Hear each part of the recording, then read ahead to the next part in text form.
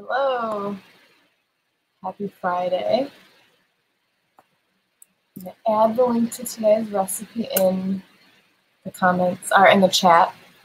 And yes.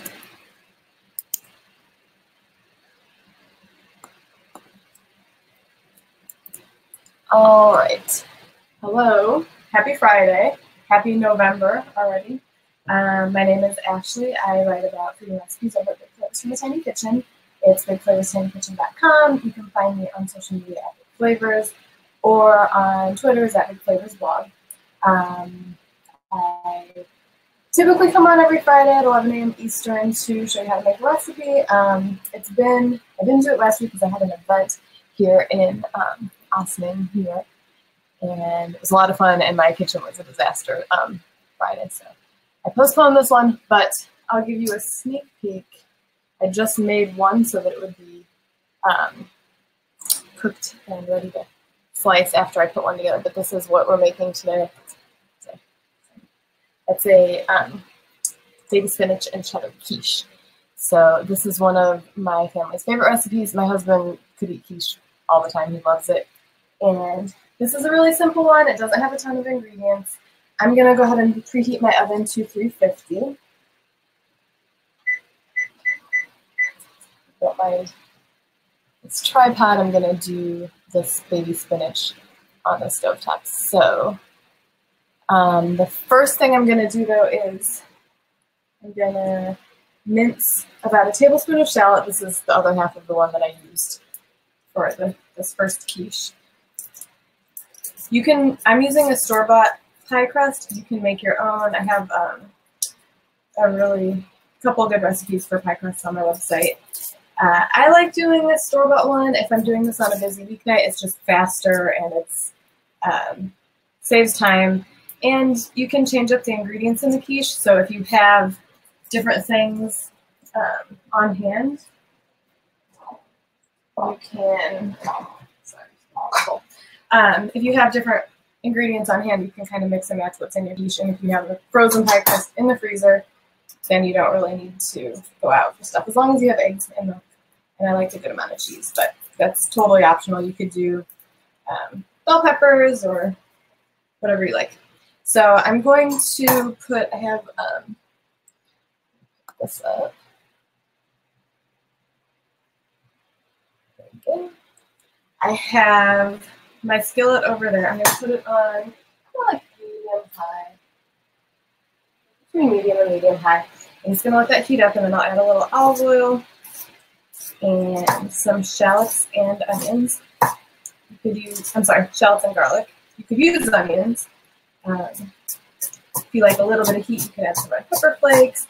For this particular quiche, I was just trying to keep it kind of simple so that it wasn't like too much going on.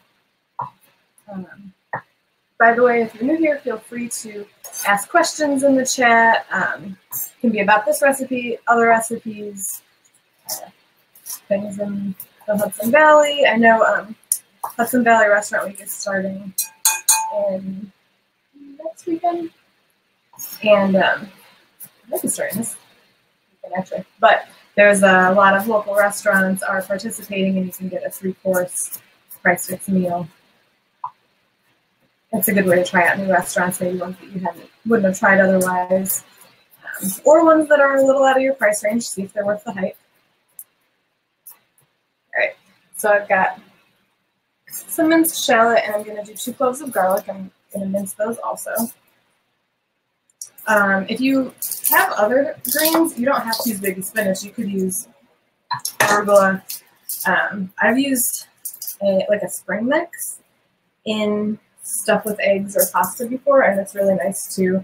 And once it wilts down, it can't really notice that much of a difference. But whenever I use greens, I do like adding a little fresh nutmeg. I put about 2 tablespoons of olive oil in this pan. Get it started. Get garlic on.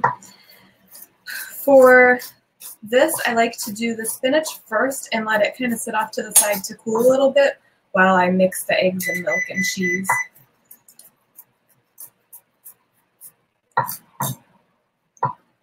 Hello, good morning. Did everybody have a safe Halloween?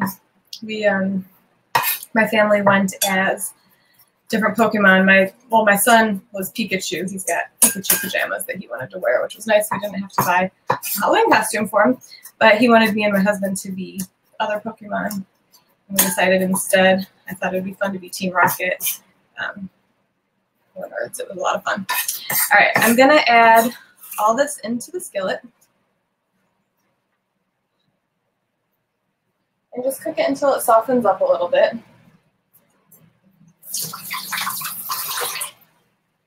I like to use, if you're doing a non-stick skillet, I like to use one of these kind of like flat-edged bamboo utensil to stir the stuff around.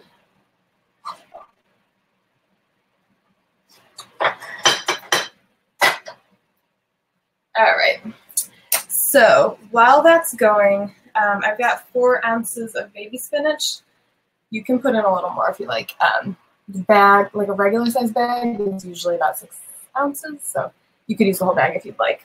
But I got this.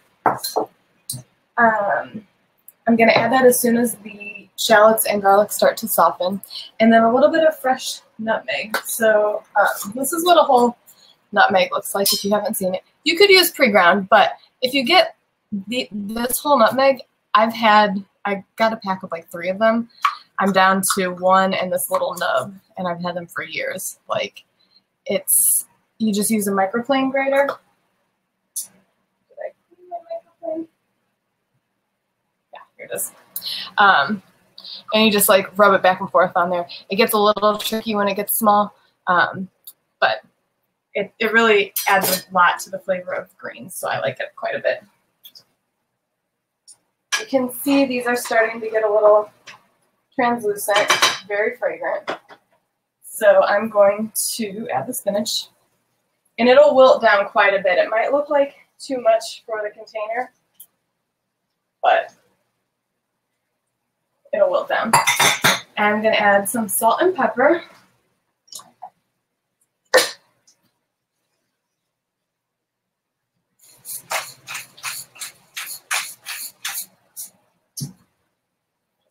Kind of stir this, just kind of shake it around. It happens pretty quickly. And once it all softens,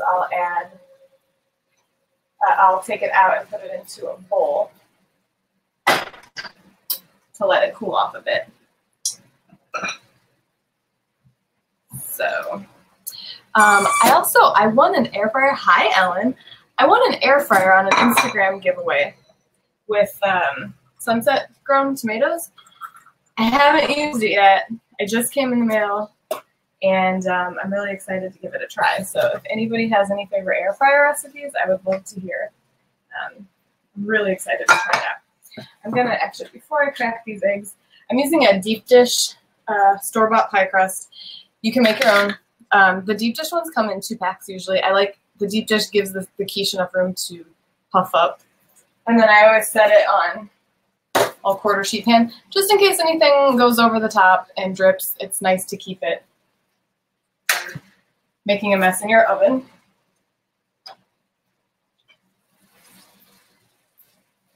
The spinach is going to go on the bottom, and then we're going to pour the egg and cheese mixture over the top. So you can see it's already almost totally wilted down.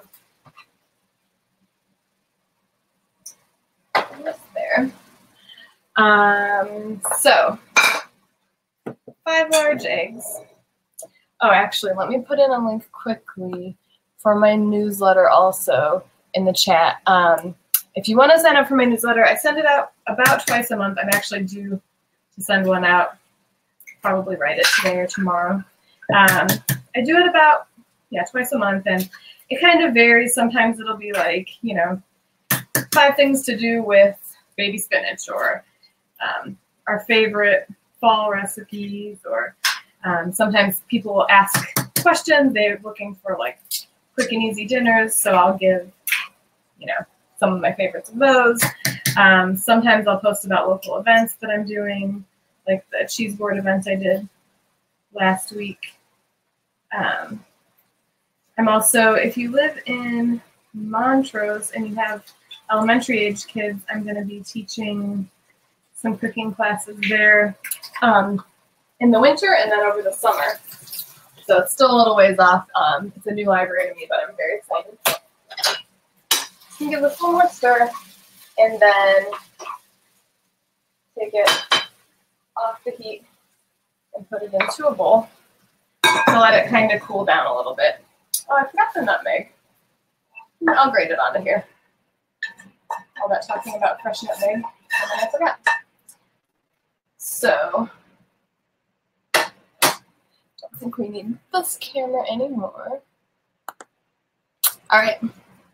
So I'm just gonna grate a little bit of fresh nutmeg on top of here and stir it in. Normally I would do it when I did the salt and pepper, but got carried away chatting. Just give that a stir, and then it's like piping hot right now. So just letting it cool a little bit because we're gonna put it on the bottom of the pie plate, and I don't want it to be like too hot. So 5 large eggs, and I have 3/4 of a cup of milk. I'm using whole milk. You can use whatever kind you like. And I like. My husband makes fun of me. I use this little itty bitty whisk for almost everything. I have a normal size whisk. I just like this one. I like to pop the yolks first and then whisk it around.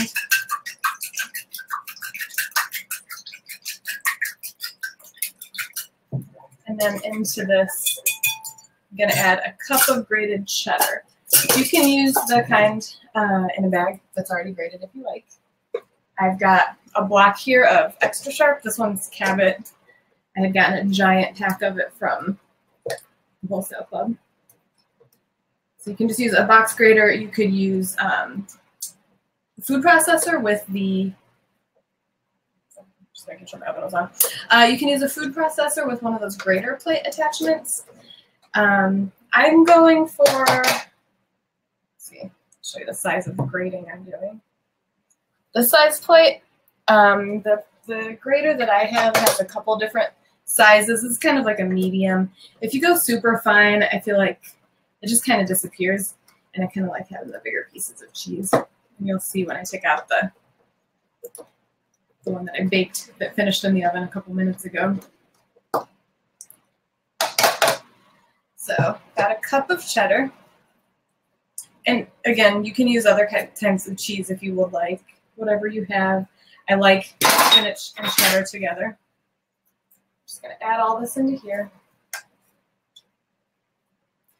And then give it a stir.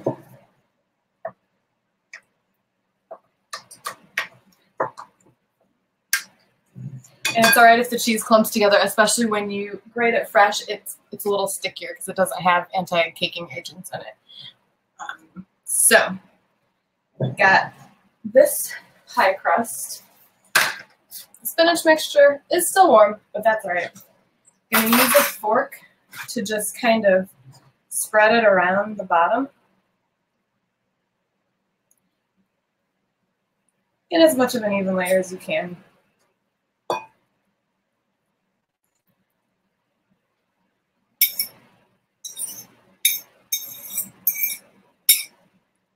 So we're doing breakfast for dinner. I'm making both of these now, but we're doing breakfast for dinner tonight. I have some frozen sausages that we're going to have with it. Maybe some Bloody Marys, I don't know. So I'm just kind of scooching it around. You can see, so I've got like a layer of spinach on there. Smoked Gouda for this quiche on Sunday. That sounds delicious. I really like a smoky cheese too. If you wanted to put meat in here, ham would be great. Or Canadian bacon. Put some veggies in with it.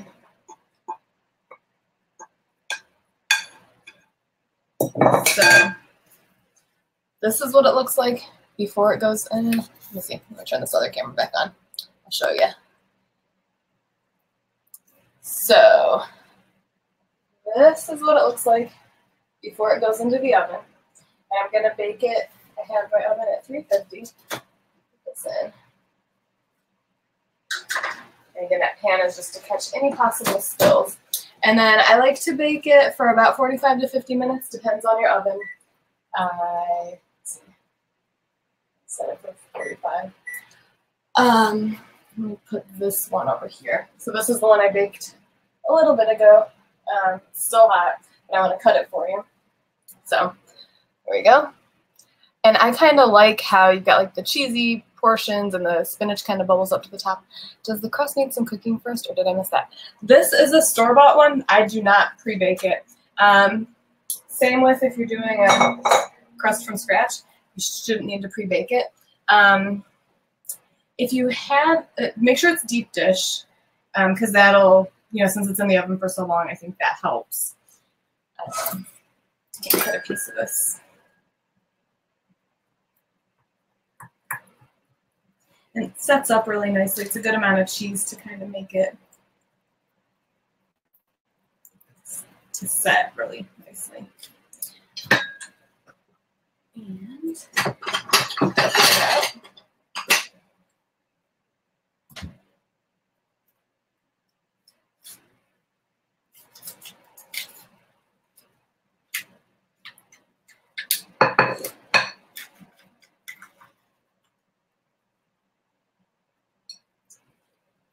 And you can see the nice cross section. It's got like the cheese up on top.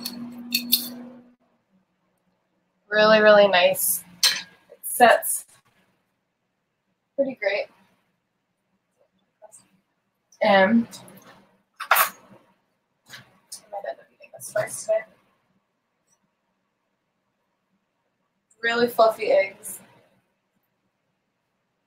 So that's the baby spinach and cheddar quiche.